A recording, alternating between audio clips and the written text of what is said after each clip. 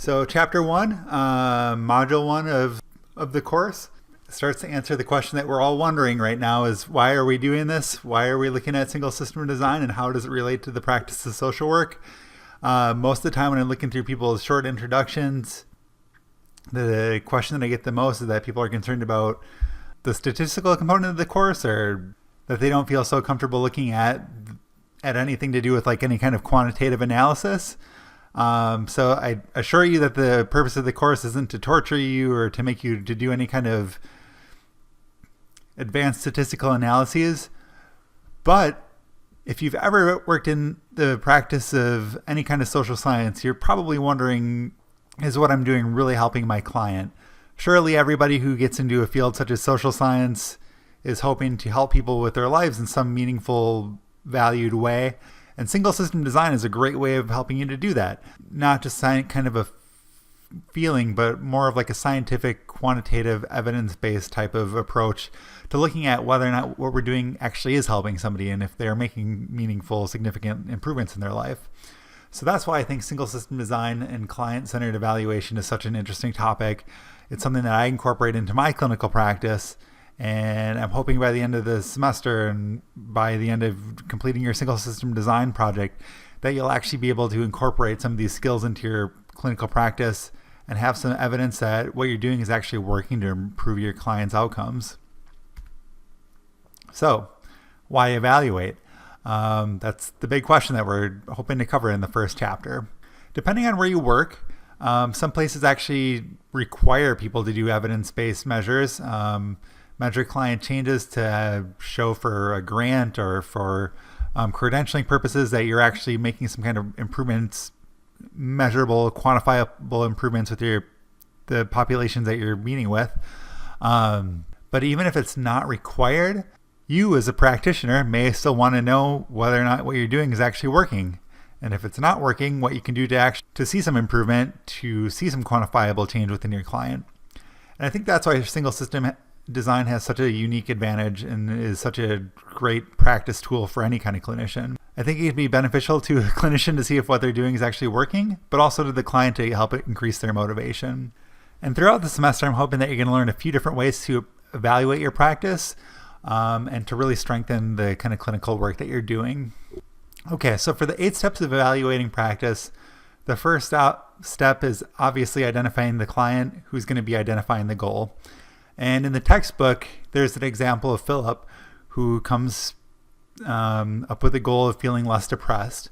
So that can be like a pretty common goal that you hear a lot. A lot of people might talk about mood stability or improving their mood, but people really struggle with what that actually looks like and what that actually means and how they can actually put measurable terms to that. So with single system design, you can really help to put numbers to what that actually means and evaluate your progress towards that.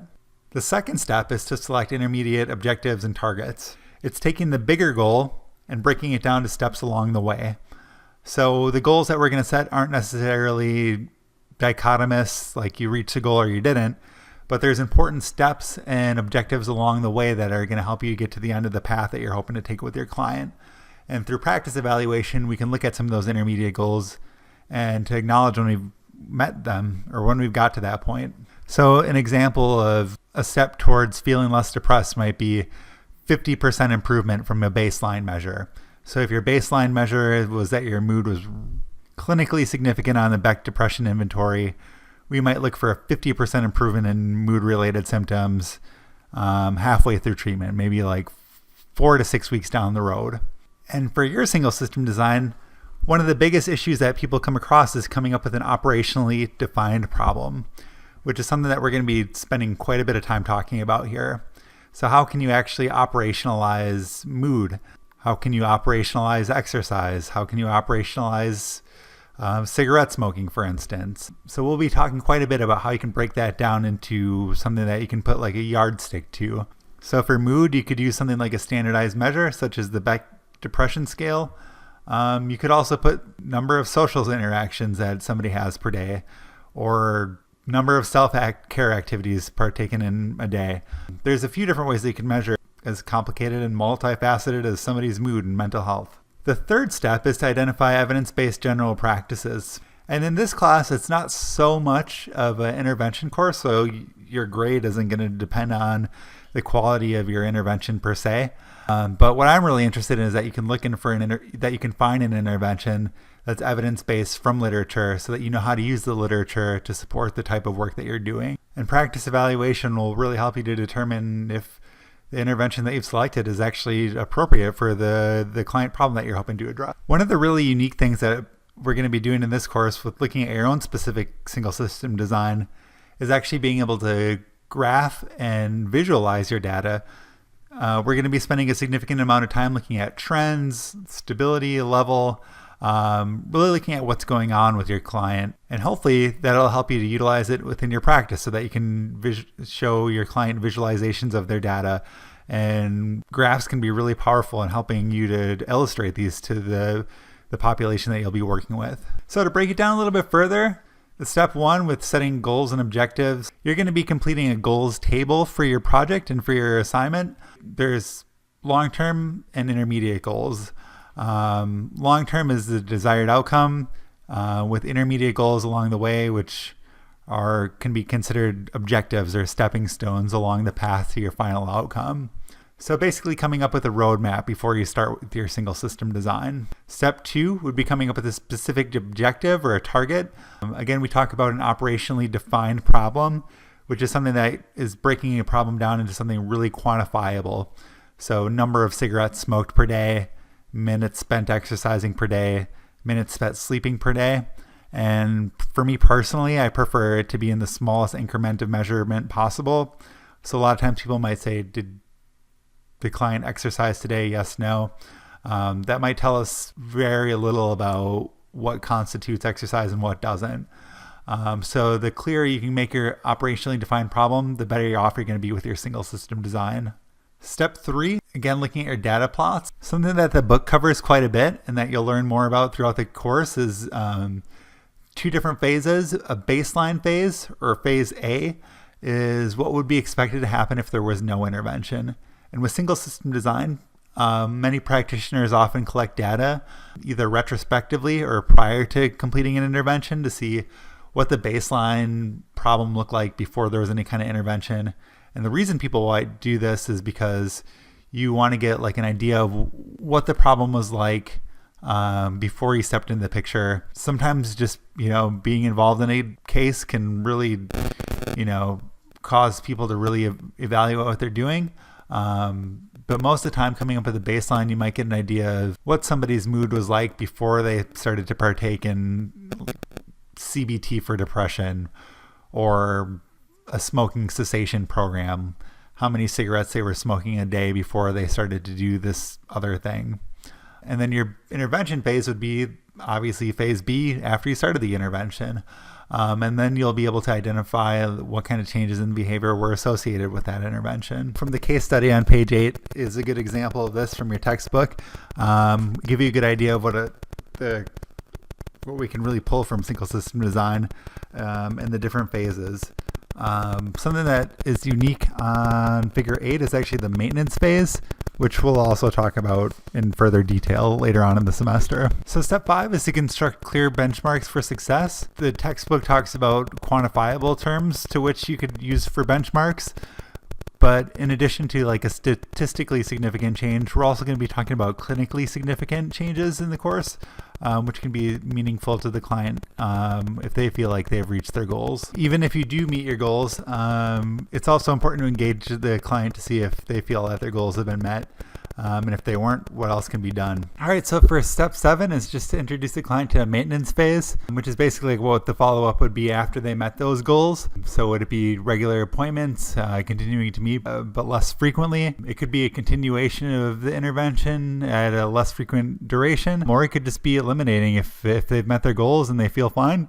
It could be just a termination. And what we'll finish up with this semester is just analyzing your SSD. So the maintenance phase, basically this is where the client's becoming a little bit more autonomous. So the professional trains the client on performing a feasible version of the intervention. So they're starting to basically do the intervention by themselves with, you could view it as taking off the training wheels of having an additional person to support them. They're really just doing it themselves now. But you would encourage them to continue to keep data just as they were before. That helps you to see if they're declining, then maybe they need to have more regular treatment. Again, certainly it's hard to convince a client to keep up with data when you're not seeing them, but sometimes there's just maintenance phone calls that can be helpful and just kind of encouraging them to keep up with their measurement. There's certainly people that I've seen have completed treatment successfully, and instead of seeing them weekly, I might see them monthly, maybe every other month, and maybe just follow-up calls as needed from then on. And we'll see if they just keep up with the successes that they made in phase B. And as you complete your own single system design, as you write this up, you'll be able to look at the data that you've got in graphical format, looking at the graphs and describing them, whether or not you've met your objective measurable targets of the intervention, and ultimately be able to see if you've met statistical significance, practical significance, and what the effect of your single system design actually was. And if you look at page 10 of your textbook, you'll kind of see a flow chart of how we come up with the problem, how we would put measurements to it, how we would operationalize the problem, and how we'd also ultimately evaluate our progress towards meeting their goals. And the flow of the remainder of the course basically works in the flow that's laid out in this diagram.